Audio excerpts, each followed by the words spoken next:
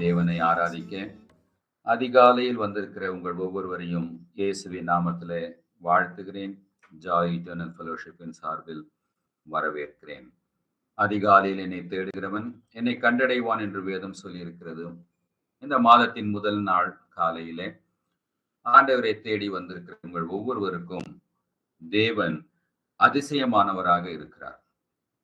இன்றைக்கு நம்முடைய வாழ்க்கையில இந்த அதிசய தேவன் என்ன செய்ய முடியும் என்பதை வேதத்திலிருந்து 3 நிகழ்ச்சிகளை நாம் பார்ப்போம். அதே போல எங்களுடைய வாழ்க்கையில நிறைவேறும் வேண்டும் ஆண்டவரே என்று சொல்லி நாம் ஜெபிப்போம். ஜெபத்தை கேட்கிறவர், ஜெபத்திற்கு பதிலளிக்கிறவர் அப்படியே நமக்கு பதில் தந்து இந்த நாள் மட்டுமல்ல, வாழ்வின் ஒவ்வொரு நாளிலும் நான் உன் கூட இருக்கிறேன் என்பதை உறுதிப்படுத்துவார். யோவான் எழுதின சுவிசேஷம் 20ஆம் அதிகாரத்துல மகதலேனா மரியாள் என்று சொல்லி இயேசுனுடைய பெண் சீஷர் ஒருவர் இயேசு மரித்ததற்கு அப்புறம் தனக்கு ஆறுதல் வேண்டும் என்று இயேசுவினுடைய கல்லறைக்கு போய் நிற்கிறார்கள். அவங்க இயேசு திரும்ப உயிரோடு வருவார் என்று சொன்ன வார்த்தையை விசுவாசிக்கவில்லை. அவர்களுக்கு அது தோன்றவும் இல்லை. அவருக்கு போய் சுகந்த வர்க்கமிட்டா நமக்கு மனசு கொஞ்சம் ஆறுதலா இருக்கும் அப்படின்னு சொல்லிட்டு தன்னுடைய மன ஆறுதலுக்காக அதிகாலையில் எழுந்து இயேசுவினுடைய கல்லறைக்கு போனார்கள். ஆனால் அதிசயமான தேவன், உயிரோடு எழுந்த ஆண்டவர் தன்னை தேடி வந்த அந்த மகதலேனா மரியாளை அவர் தேடி வந்தார்.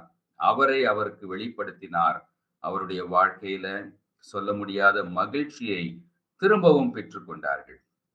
இந்த நாள் காலையில கூட ஏதோ ஒரு ஆறுதலான வார்த்தை கிடைக்கும், மன சோர்வு நீங்கும் என்று சொல்லி யோசிக்கிற உங்கள் ஒவ்வொருவருக்கும் தேவன் அவரை பரிபூர்ணமாய் வெளிப்படுத்தும் பொழுது நீங்கள் எதிர்பார்த்த ஆறுதலை விட பெரிய மன மகிழ்ச்சியையும் சந்தோஷத்தையும் மன நிறைவையும் நன்மையையும் பெற்றுக்கொள்ள உங்களால் முடியும். அதிகாலையில் தேடி வருகிற ஒவ்வொருவருக்கும் தேவனுடைய வார்த்தை வாக்குத்தத்தமாக சொல்லப்பட்டிருக்கிறது.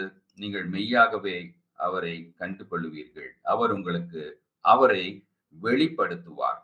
தேடி வந்தவர்களை ஆண்டவர் ஒரு நாளும் கைவிடுகிறவர் அல்ல. அது மாத்திரமல்ல, அவரை அவர்களுக்கு வெளிப்படுத்த உண்மையுள்ளவராயிருக்கிறார்.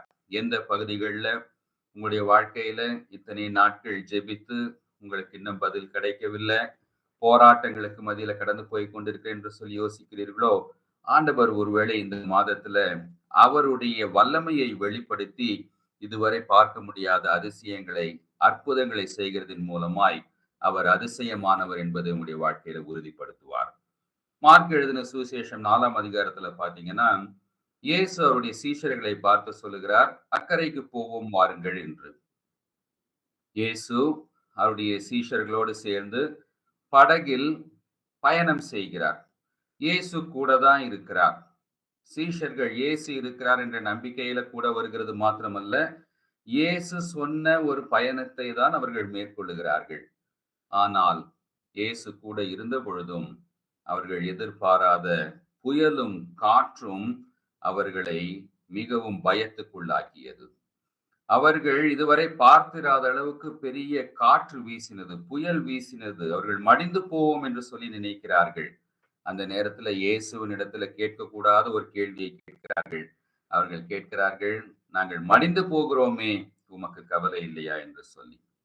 வானத்திலும் பூமியிலும் இயேசுவை போல் மனிதர்கள் மேல் கரிசனை உள்ளவராய் அவர்களை மீட்கும்படியாக தன்னுடைய ஜீவனையை கொடுக்கும்படியாக வந்த இயேசுவை பார்த்து, நாங்கள் மடிந்து போகிறோமே, உமக்கு கவலை இல்லையா என்று சொல்லி கேட்டார்கள்.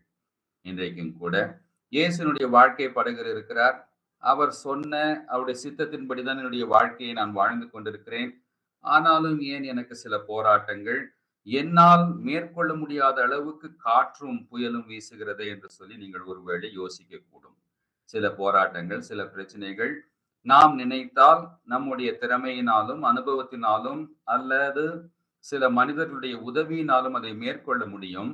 சில போராட்டங்கள் நம்முடைய சக்திக்கு, நம்முடைய வல்லமைக்கு மிகவும் அதிகமானதாக இருக்கும், நம்மால் மேற்கொள்ள முடியாததா இருக்கும்.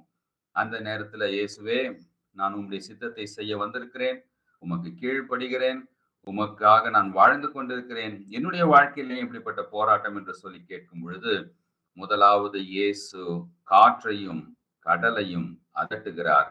அந்த இடத்துல மிகுந்த அமைதல் உண்டாயிற்று.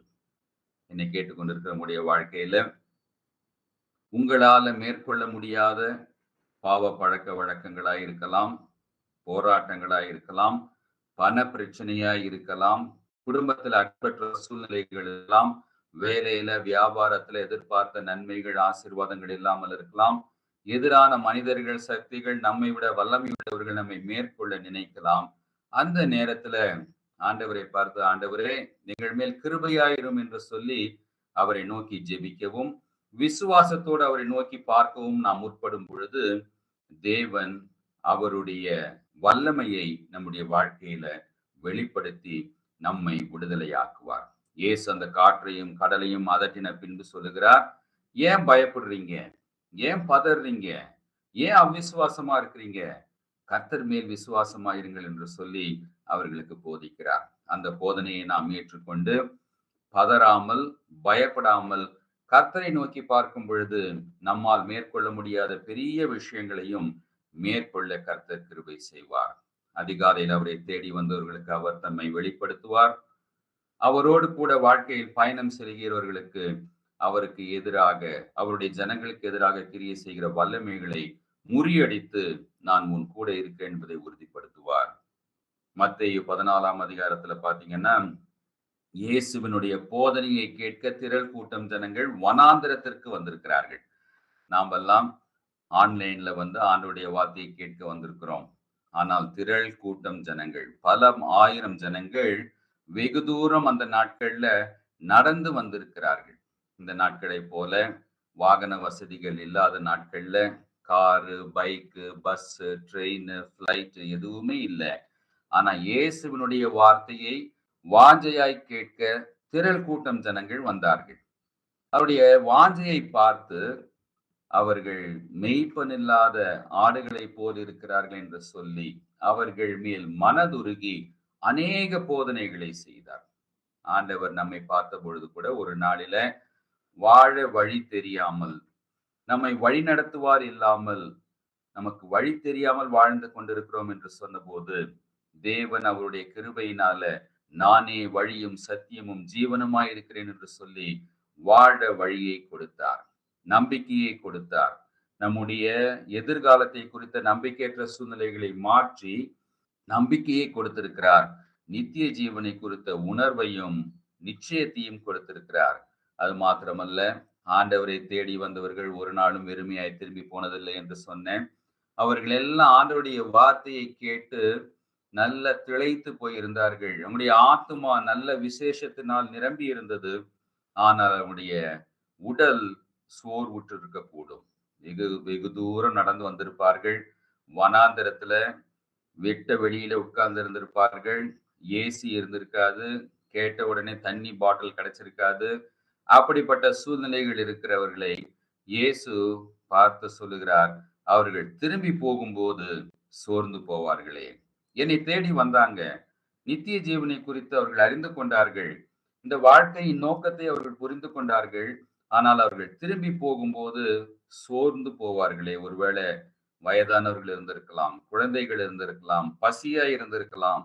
நம்ம சர்ச்சில் அல்லது பெரிய ஓப்பன் ஏர் ப்ரோக்ராம்ஸ்ல போடுகிறது போல பக்கத்துல ஸ்டாலு, ஹோட்டல் எதுவும் இல்லாமல் இருந்திருக்கலாம். ஆண்டவர் சொன்னார், அவர்கள் சோர்ந்து போக நான் விட மாட்டேன்.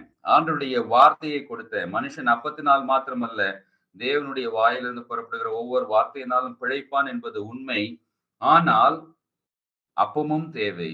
அவர்களுக்கு என்ன கொடுக்க முடியும் என்று சொல்லி வந்த அத்தனை பேருக்கும் அவர் 5000 பேருக்கும் மீன்களையும் அப்பத்தையும் கொடுத்து அவர்கள் திருப்தியாய் சாப்பிட்டு திரும்ப செல்லும்படியாக அவர்களுக்கு ப்ரொவைட் பண்ணினார். இயேசுனுடைய வார்த்தையை கேட்க வந்திருக்கிற உங்களுக்கு, அதிகாலையில் தேடி வந்திருக்கிற உங்களுக்கு, முதலாவது அவர் தம்மை வெளிப்படுத்துவார்.